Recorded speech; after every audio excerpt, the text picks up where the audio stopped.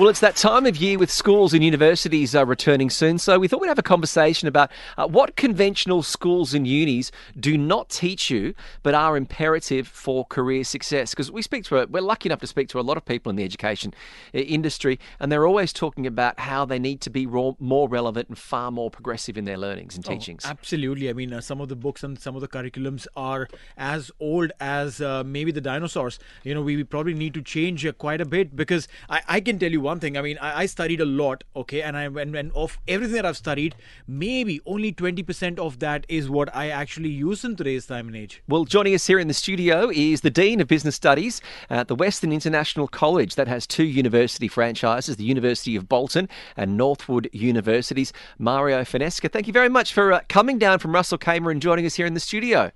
Pleasure's all mine. Thank you great. so much. It's great to have you here. Mario and I have hosted a couple of corporate events soon, and I've got to be careful because you can often have too much personality and go off on a tangent, can't he? But I promise I won't. Okay. I'll take it for you at this stage. You know, parents do get nervous at this time with students, you know, entering university, and it's a nervous time. There's anticipation. They're paying huge bills, but you know, how do you feel coming from the higher education from the faculty? What's the perception around needing to teach these skills for your career, that maybe those emotional intelligence skills that maybe aren't currently in the curriculum? Yeah, you see, Kitch, thank you, Neil, for having me, both of you. You see, from the time we are born, even before we have, language, we Google, we are trying to connect. We are trying to connect with other people. Mm-hmm. So even when you go to career, when you start your career, it's again a case of how you interact, right, how you make other people feel, and as a result, what you receive. It's not about your theories and models. Nobody's interested in that. Nobody asks you that. True. When you start work. So yes, these skills are very important. Yeah, you're right when you say that no one asks you that, but then everyone is asking the same old question when you're studying for 3 years at the university, right? Every submission, the tonality of the submission, the report that you've written, the grammar of that report, all of that is under the scanner. So how much of it eventually will boil down to my day-to-day work life? Yes, my language skills are important. My grammar skills are important when I'm putting out a formal email. But eventually, what I've studied, how much of it does really percolate in my work? Yeah, the thing is, of course, I must be fair by the universities. The universities have also realized this, and they've tried to make their curriculums more relevant with time. But the job is not done.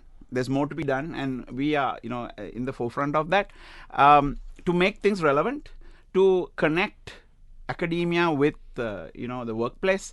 So yes, these skills, the paper qualifications will get you hired, but will not get you promoted. So, you can go past an interview, but once you get inside an organization, people want you to perform. And when you perform, your skills come into play. And the interpersonal skills are very critical. I did a bit of research about the two of you before. We see, like most scholars, they do their homework. I saw you had started, Neil, in the area of medical research. That's right, yeah. Now you're in media. There you go. I listened to part of that. I was watching a video. It was 1 hour something. I didn't have that time, but I watched this critical part where you explained that transition. So it's about the connections you made. It's about how you made certain people feel, how you gave confidence to them. And that's how it allowed you to, make that switch fields. Yeah, true. And I'm sure now you found your passion, both of you. In that sense, I saw that you wanted to be a lawyer. So again, it was about your verbal skills, but now it's different. I came across a picture of Kitch. Oh, yeah, there was a picture of me when I was 10 years old. And I his wanted to be a ambition was lawyer. to become a lawyer. All I wanted was the fast cars. I thought lawyers had. And the Tom Ford suits. Yeah, and the fancy suits. That's exactly right. But, those skills are so important. One of the things when I studied my master's in business was there wasn't really a module on negotiation skills. And I think that you tend to think negotiation skills are that conversation you have when you're trying to get the job. At least in media it is. It's a bit like sport. Trying to do that first skill when you go into an organisation. But negotiation skills are a day-to-day prospect, whether it's, trying to speak to security to get an extra parking pass or something. You see, you have to negotiate everywhere, even at home. With your spouse, you have to negotiate. You have to negotiate with your teenage children. So it's a life skill. So this is what people have to realize, and people are realizing now, and even universities are doing this. So that's why university are also trying to make a strong bridge with industry, and we ourselves are doing that. I mean, in Russell Khaimah, I mean, it's far away, but from here, but still for all, everyone's trying to do that, but more effort has to go in, because these are the critical skills that will actually help you to succeed. So yeah, I mean, you need to focus on that. You mentioned that these are critical skills. So why wait for to impart them at a higher education level? Why not bring them at the primary and tertiary education level, where maybe, like you said, negotiations, or probably the emotional quotient that one needs to have inbuilt, that is fine tuned. Conversation skills are fine tuned, instead of studying limits and derivatives in mathematical class and not use it for your entire life. You see, this is where I see that certain education institutions, even at primary level, they have realized this, but it's not across the board. I must tell you that. And this is more prevalent in certain societies and certain cultures, and the more Western societies do embrace this more easily. Now, if you take countries like Finland, Denmark, the education systems are being studied today. By other countries because of the progressive nature of that. I mean, they don't have tests, and they are trying to teach skills. Japan is another country that has been doing this for many years. So yes, even at primary level, it is happening. I would say UAE is kind of in the middle, because UAE is connected to so many countries, and everything that happens in the world, we do get a ripple effect here. And so yes, but more needs to be done. More leaders, owners, investors in schools need to understand and appreciate the importance of this, because at the end of the day, it's about helping a person to succeed, both for themselves as well as for the benefit of the society. And these skills are critical. We're in conversation with Mario Fonseka, the Dean of Business Studies at Western International College at Russell Khaimah, and we're discussing some of the skills that are imperative for career success but are not necessarily taught at schools or universities. Mario, being in business, do you think it's more relatable that these skills aren't taught, given that so much about business is your people skills and how you interact with people? It's probably you're seeing it firsthand in your faculty, as opposed to people that are studying sciences and engineering. Yeah, I think the business schools realize this more because they're connected. After all, they're teaching business, and they have a great, like I said, they have a great interaction with industry through the industrial boards and things like that. So yes, but I would say slowly but surely, engineering, law, all these faculties are also realizing it, and it is happening, but it should happen at a faster pace, I would say. Yeah, because if you actually break education down in faculties, some of the faculties require more human interaction as compared to some of the others. Like, say, engineering or atomic research would not require as much human interaction as much as, say, a lawyer or probably a doctor would require, right? Business, definitely, yes, it is the core of it. But so does it need to be then specified or broken down in the divisions of the faculties that, hey, you know what, you're studying astrophysics, it's okay, you don't need to have any human interaction, I'll put you in a room, you do whatever you want to do, but hey, you're going to become a lawyer, you need to learn interpersonal skills? Yeah, it's like this. I would say everybody needs these skills, but the degree to which they need is different. Right. So, because, I mean, even the astrophysics guy will not be working from his home. He has to still work in an organization, maybe NASA or wherever. Right. But there again, you have to get hired. You have to work with your boss, with your peers, with your juniors.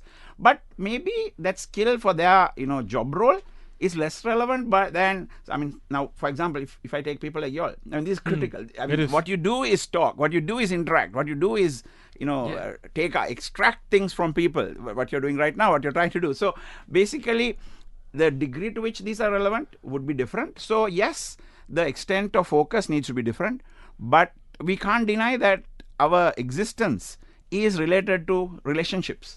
And wherever it is, we see, even if you're an astrophysicist, the example you took, you're not dealing with, lifeless matter. Yes, you're experimenting and developing things, but you're still interacting. So, yes, it may be less relevant, but it's still relevant. We can't say, okay, you can just forget about it. Yeah. So, it is relevant to everybody. I would say emotional intelligence is something that will help you to succeed in life. Yeah. So, career is definitely a part of that. And definitely, I mean, you need to focus on it. Why I brought that topic up was because I've been an introvert all my life. Wow. As a school kid, I would not talk. listen to that part about You did. how they would put a kid who's talking too much next to him so that they would shut up because he doesn't. Yeah, I would not talk, right? So Even Kitch is amused. so for me, Is that me? That's what I'm worried about. No, now I'm getting paid to talk. Okay. So life has changed. But for someone who didn't talk, I chose a career which would suit that kind of a role, that kind of Medical personality research trait, initially, where I was sitting in one little cabin, working on my research, working on projects, coming up with newer medicines and all of that. Whatever communication was required was on an email, and that was it. Barely needed to talk with human beings. Life changed, things changed, and radio happened. Okay, it happened, and I didn't know if I had the sight. But does then the need of, say, a behavioral psychologist come into play in every school, college, or university, where someone can be identified and said, listen, hey, you know what, there is some innate talent in you, let's tap on that and change that behavioral pattern that you have from what you have today to what it could be tomorrow? Actually, this good that you mentioned this. This is increasingly becoming a position that you have. Even we have a person on mental well-being and a counselor. Right. She's a trained psychologist. She's actually teaching in our psychology department. Schools and universities are having this as a role. I mean, recently we had an audit, and one of the things that they were checking was, do you have such a person? Okay. Wow. So thank God we had one. So we ticked the box. So what I'm trying to say is, yes, you picked on a very important thing, because sometimes people don't know what they need to know. Yeah. So they need guidance. So a psychologist, I mean, I don't want to call a shrink, but then these people have to help you to understand, whether you're a round peg or a square peg, because you fit into that particular hole. I mean, if you're a round peg, you fit into a round hole.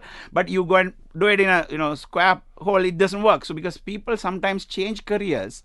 I'm not saying that's why you did it. I mean, I'm sure you were happy and you were also successful as a medical researcher, but you saw something bigger. I mean, something where your passion is.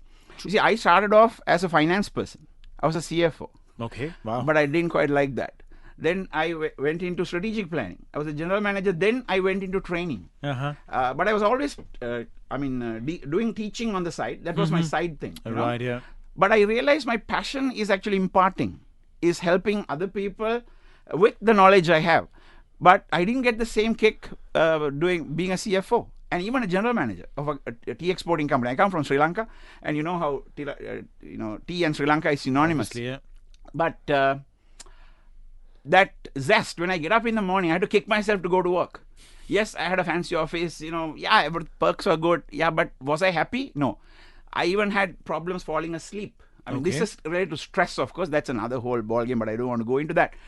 But today, I'm happy. Because every day when I get up, I want to go to work. I want to help those kids. And do you think those skills, when you're leaving school, Yeah. and you think, I forget the best marks I'm going to get for business students, I'm going to go to the best business, business school, and then I'm going to leave that. I'm going to work for one of the big VCs or the investment banks. And are students, when they leave at 18, generally aware of the need for those interpersonal skills? And do you think perhaps the COVID work from home situation has probably pushed that down the scale of people's priorities? Well, I don't think anyone, whether it's with COVID or without COVID, people at that age are fully aware of the value of this. We try to even talk, even at university level, when we talk, most of the time, you all talk cricket, it's like a bouncer, it goes above their head. Yeah. But they realize it when they are in office. I'll give you a classic example. This particular student, I taught long time ago in a professional program. Okay? Very recently, he contacted me through LinkedIn and said, can you help me with my communication skills? He's a CFO now. He finds being a CFO that to get to the next level, to go for that next job, this is an area that he has to improve. So people generally tend to realize it a little late, because they do hit roadblocks, and then they realize, oh, it's because of this. I don't think it's necessarily connected to COVID or not. It's just that the maturity and the experiences, life experiences, gives you clear understanding of the need of these skills. I think I worked out, I think there's a line between when you're young and when you're old. Then you sort of realise in business that sometimes being nice to people gets you more than just being angry with them. That's emotional intelligence. I mean, it's about making, I feel like saying something, but no. I think about what are the repercussions. I need to think long term. So, I mean, it's about managing relationships. It's about managing your own emotions as well as others. I mean, managing as in relating to others' emotions correctly, so that, you don't go off, at a tangent. And because, you see, You might say, the idea is this. You don't try to win every battle, you try to win the war. True. As in, you don't try to be right all the time. Every time, sometimes. But if this relationship is going to help you in long term, you might say, okay. I bite It's the a bullet, bounce, yeah. I'll duck. But I can jump up and hit a 6 for this. But I'm not going to do that. See, well, I think that Mario, you've taught us two things. One is the need for interpersonal relationships and emotional intelligence in the workforce. Secondly, do your homework, because you brought in so many cricket analogies to help get your message across, knowing that we're cricket broadcasters. Are you a Sri Lankan cricket fan? Yes. And your chances in the Asia Cup, how do you think they'll go? You see, right now the current team is a very unpredictable side. They, on their day, they stun us also. Wow. They did that. Okay. We'll take that. I mean, you guys are the defending Asia Cup champions. Yes. We've got a good run in the Asia Cup. If you look at the history, Yeah. we've done pretty well. So it all depends on the day, how they perform. Do they have the potential to perform? Yes. Will they perform? I hope so. Well, we'll have to wait and see. We are bringing every game to you live of the upcoming Asia Cup from August 30. But Mario Fonseka, thank you very much for coming. Yeah, Fonseka. Yeah, that's Sorry. Fonseka, thank you very much okay. for coming in. The Dean of Business Studies at Western International College, above the University of Bolton and Northwood University. Thank you very much for coming in, having a chat about career success. Thank you for having